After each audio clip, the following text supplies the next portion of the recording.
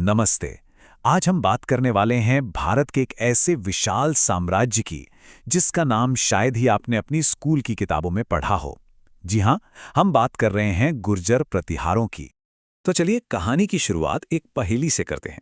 सोचिए, मध्य प्रदेश में चंबल के बीहड़, वहां बटेश्वर नाम की एक जगह है और वहां है 200 से ज्यादा प्राचीन मंदिर जो कुछ साल पहले तक बस खंडहर थे। अब सवाल ये उठता है कि आखिर जिस राजवंश ने इतनी बड़ी, इतनी शानदार विरासत छोड़ी, उसे हम सब भूल कैसे गए? तो ये कहानी है गुर्जर प्रतिहारों की।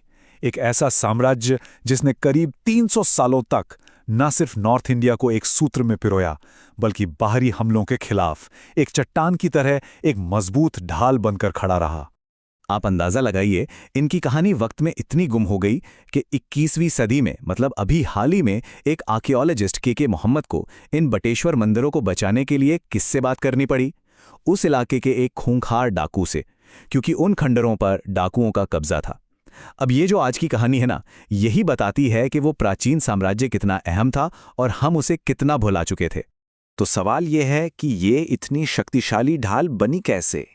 चलिए समझते हैं कि कैसे एक उथल-पुथल भरे दौर में इस साम्राज्य का उदय हुआ। देखिए, 8वीं सदी का भारत, सम्राट हर्ष का विशाल साम्राज्य बिखर चुका था। पूरे उत्तर भारत में एक तरह का पावर वैक्यूम था। छोटे-छोटे राज्य आपस में ही लड़ रहे थे और इसी बीच सिंध पर कब्जा जमा चुकी अरब सेनाएं भारत के अंदरूनी हिस्सों में घुसने की फिराक में थीं। मतलब एक तरफ अंदरूनी कलह और दूसरी तरफ बाहरी खतरा। इसी दोहरी चुनौती का जवाब बनकर उभरे गुर्जर प्रतिहार। और इस पावर स्ट्रगल का सेंटर पॉइंट था त्रिपक्षीय संघर्ष। ये क्या था? ये कन्नौज शहर पर कब्जे के लिए 3 सुपर पावर्स के बीच चली एक लंबी जंग थी। पश्चिम में थे प्रतिहार, पूरब में पाल और दक्षिण से राष्ट्रकूट। और ये तीनों ही कन्नौज को जीतना चाहते थे। क्यों? क्योंकि उस जमाने में जिसने कन्नौज जीत लिया, समझो वो पूरे उत्तर भारत का सम्राट बन गया। अब ये जो लड़ाई थी ना, ये कोई सीधी सादी नहीं थी, बहुत कॉम्प्लेक्स थी। सत्ता का पलड़ा कभी इधर तो कभी उधर झुकता रहा। कभी प्रतिहारों ने कन्नौज पर हमला किया तो राष्ट्रकूटों ने आकर उन्हें हरा दिया। फिर मौका देखकर पालों ने कब्जा कर लिया। मतलब दशकों तक ये उठापटक चलती रही। लेकिन फिर 816 ईस्वी में प्रतिहार राजा नागभट्ट द्वितीय ने एक निर्णायक जीत हासिल की और कन्नौज को फाइनली अपने कब्जे में ले लिया। और बस इसी एक जीत ने उत्तर भारत में प्रतिहारों के राज की नींव रख दी। नागभट्ट की इस जीत ने एक ऐसे सुनहरे दौर के लिए स्टेज तैयार कर दिया जिसके हीरो थे मिहिर भोज। ये वो वक्त था जब ये साम्राज्य अपने पीक पर था, अपनी पूरी शानो शौकत के साथ। मिहिर भोज करीब 50 साल तक इन्होंने राज किया और इन्हें इस वंश का सबसे महान सम्राट माना जाता है। क्यों?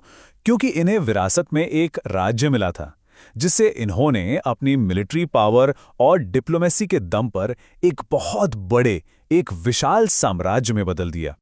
अब इनके साम्राज्य का पैमाना समझना है तो बस इतना सोचिए कि अपने पीक पर प्रतिहार साम्राज्य का इलाका लगभग उतना ही बड़ा था जितना कि मशहूर गुप्त साम्राज्य का। वही गुप्त साम्राज्य जिसे भारत का गोल्डन एज कहा जाता है। मतलब हिमालय से लेकर नर्मदा नदी तक और सिंध की सीमा से लेकर बंगाल तक, इतना विशाल था इनका राज। और इस ताकत का सबूत सिर्फ हम नहीं दे रहे हैं, उस दौर के लोग भी देते हैं। 9वीं सदी में एक अरब यात्री था सुलेमान। उसने मिहिर भोज के बारे में जो लिखा वो कमाल का है। वो कहता है कि गुर्जर शासक के पास जबरदस्त सेना है और वैसी घुड़सवार सेना तो किसी और भारतीय राजा के पास है ही नहीं। वो साफ साफ लिखता है कि ये अरबों के दोस्त नहीं हैं और इस्लाम के इनसे बड़े दुश्मन कोई नहीं। मतलब सोचिए, एक बाहरी व्यक्ति, एक तरह से दुश्मन खेमे का आदमी, उनकी ताकत की गवाही दे रहा है। मिहिर भोज ने खुद को एक उपाधि दी थी, आदि वराह। इसका मतलब है वो आदिम सुअर, यानी भगवान विष्णु का वराह अवतार जिन्होंने धरती को बचाया था। ये टाइटल और उनके सिक्कों पर बनी वराह की तस्वीर, ये सिर्फ कोई धार्मिक चीज नहीं थी, नहीं, ये एक पावरफुल स्टेटमेंट था, एक ऐलान था कि मैं इस साम्राज्य का रक्षक हूं। लेकिन इतिहास का नियम है, कोई भी साम्राज्य हमेशा के लिए नहीं रहता। मिहिर भोज के बाद वो जो मजबूत ढाल थी ना, उसमें धीरे धीरे दरारें पड़ने लगीं। देखिए, किसी भी बड़े साम्राज्य का पतन अचानक नहीं होता, ये एक प्रोसेस होता है। पहले तो आए कमजोर राजा और शुरू हो गई अंदरूनी खींचतान। इसने साम्राज्य को अंदर से खोखला कर दिया। फिर 916 ईस्वी में राष्ट्रकूटों ने राजधानी कन्नौज पर एक जबरदस्त हमला किया, जिसने इनकी इज्जत को मिट्टी में मिला दिया। अब जैसे ही केंद्र कमजोर पड़ा, जो इनके सामंत थे जैसे चंदेल और परमार, उन्होंने कहा बस अब हम आज़ाद हैं, और साम्राज्य टूटने लगा। और फिर जो आखिरी कील ठोकी वो थी 1018 में महमूद गजनवी के हमले ने। इसके बाद ये साम्राज्य फिर कभी खड़ा नहीं हो पाया। तो घूम फिर कर हम वापस उसी सवाल पर आ गए जहां से शुरू किया था। अगर यह साम्राज्य ऐसे बिखर ही गया तो आज हम इनकी बात क्यों कर रहे हैं? इनकी विरासत इतनी जरूरी क्यों है? जवाब इन खंडरों से कहीं ज्यादा बड़ा है।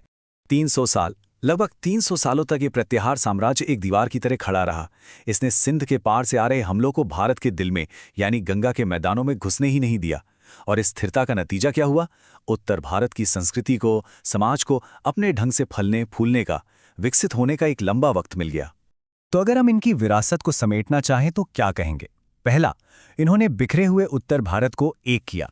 दूसरा, लगभग 300 साल तक बाहरी हमलों को रोके रखा। और तीसरा, इन्होंने कला और आर्किटेक्चर को बहुत बढ़ावा दिया। आज जो हम बटेश्वर में, ग्वालियर में शानदार मंदिर देखते हैं, यहाँ तक कि खजुराहो के शुरुआती मंदिर भी वो इन्हीं की देन है, जिन्हें बाद में इनके सामंतों ने आगे बढ़ाया। और ये बात हमें वापस वहीं ले आती है, बटेश्वर। आज के मोहम्मद और उनकी टीम की जबरदस्त मेहनत की वजह से उन खंडहरों में फिर से जान फूंकी जा रही है। एक एक पत्थर को जोड़कर उन मंदिरों को फिर से खड़ा किया जा रहा है। और जब भी कोई एक पत्थर अपनी जगह पर वापस लगता है ना, तो वो सिर्फ इन मंदिर नहीं बनता, बल्कि इतिहास का एक खोया हुआ पन्ना फिर से हमारे सामने खुल जाता है। गुर्जर प्रतिहारों की ये कहानी हमें सोचने पर मजबूर करती है कि हमारी दुनिया के इतिहास में न जाने और कितनी ऐसी ही महान कहानियां, कितने ही बड़े बड़े साम्राज्य बस धूल की परतों के नीचे दबे हुए हैं और अपने खोजे जाने का इंतजार कर रहे हैं। है ना सोचने वाली बात?